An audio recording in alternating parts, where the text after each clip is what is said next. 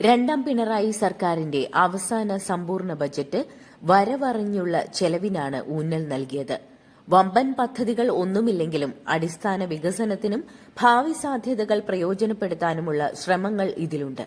ക്ഷേമ പെൻഷൻ വർധന ബജറ്റിലില്ല. തെരഞ്ഞെടുപ്പിന് മുൻപ് അത് പ്രതീക്ഷിക്കുന്നുമുണ്ട്. ജീവനക്കാരെ വിശ്വാസത്തിലെടുക്കേണ്ടതുണ്ടെന്ന ബോധ്യവും ബജറ്റിലുണ്ട്.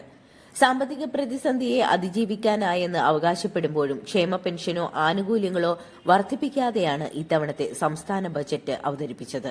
ഭൂനികുതിയും വാഹന നികുതികളും കൂട്ടി 366 കോടിയുടെ അധിക വരുമാനം ലക്ഷ്യമിടുന്ന ബജറ്റാണ് ധനമന്ത്രി കെ.എൻ. ബാലഗോപാൽ അവതരിപ്പിച്ചത്.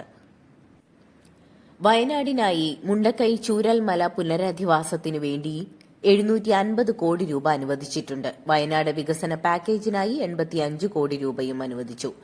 നവകേരള സദസ്സിൽ ഉയർന്ന പദ്ധതികൾക്ക് വേണ്ടി 800 കോടി മാറ്റിവച്ചു.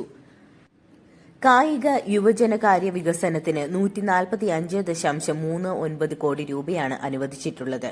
അംഗനവാടികളിൽ എല്ലാ ദിവസവും മുട്ട പാൽ പദ്ധതി വിഹിതവും അനുവദിച്ചു. നെൽകൃഷി മേഖലയിൽ സമഗ്ര പദ്ധതി ആസൂത്രണം ചെയ്തിട്ടുണ്ട്. ജലവിമാന സർവീസ്, ഐടിയുമായി ബന്ധപ്പെട്ട വിവിധ പ്രവർത്തനങ്ങൾ എന്നിവയ്ക്കും പ്രത്യേകം തുക മാറ്റിവച്ചിട്ടുണ്ട്.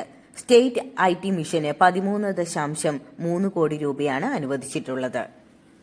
സ്കൂൾ വിദ്യാഭ്യാസ മേഖലയ്ക്ക് 1083.82 കോടി രൂപ അനുവദിച്ചിട്ടുണ്ട്. വിനോദസഞ്ചാരം പ്രോത്സാഹിപ്പിക്കുന്നതിനായി കൊച്ചി മുസിരീസ് ബിനാലേക്ക് 7 കോടി നീക്കിവച്ചു.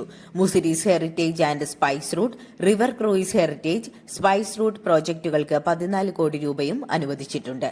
മറ്റ് ശ്രദ്ധേയമായ പദ്ധതികൾ പാലക്കാട് ചിറ്റൂർ പെരുമാട്ടിയിലെ അഗ്രോ ഇന്നൊവേഷൻ പാർക്കിന് 1 കോടി രൂപയും ഡെവലപ്മെന്റ് ബോർഡിനു കീഴിൽ ഡയറി പാർക്കിന് 2 കോടി രൂപയും വിവിധ ജില്ലകളിലെ പാടശേഖരങ്ങളുടെ ഭൂവികസനവും കുളങ്ങളുടെ നവീകരണത്തിനുമായി 25 കോടി രൂപയും ഇൻഷുറൻസ് പദ്ധതിക്ക് സംസ്ഥാന വിഹിതവും കാർഷിക സർവകലാശാലയിൽ പുതിയ ഗവേഷണ പദ്ധതികൾക്കും പ്രത്യേകം തുക നീക്കിവച്ചിട്ടുണ്ട്.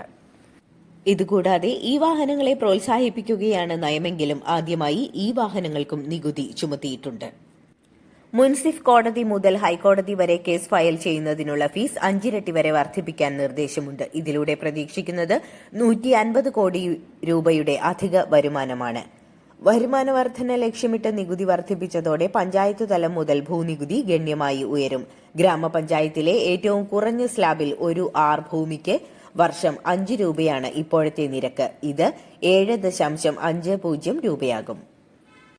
അടിസ്ഥാന സാമ്പത്തിക തത്വം മുറുകെ പിടിച്ചാണ് ധനമന്ത്രി കെ.എൻ. ബാലഗോപാൽ ഈ സർക്കാരിന്റെ അവസാനത്തെ സമ്പൂർണ്ണ ബജറ്റിന് രൂപം നൽകിയത്.